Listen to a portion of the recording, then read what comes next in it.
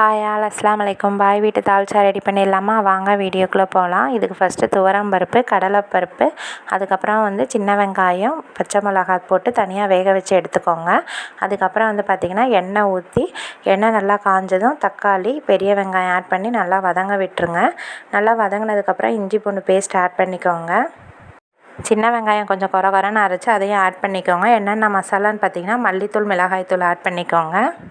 தால்ச்சாக்கு எலும்பும் கொழுப்பும் ஆட் பண்ணால் சூப்பராக இருக்கும். அதையும் ஆட் பண்ணியாச்சு. நம்ம தனியாக வேக வச்சுருப்போம்ல பருப்பு, அதையும் ஆட் பண்ணிவிட்டு தேவையான அளவு உப்பு ஆட் பண்ணிக்கோங்க.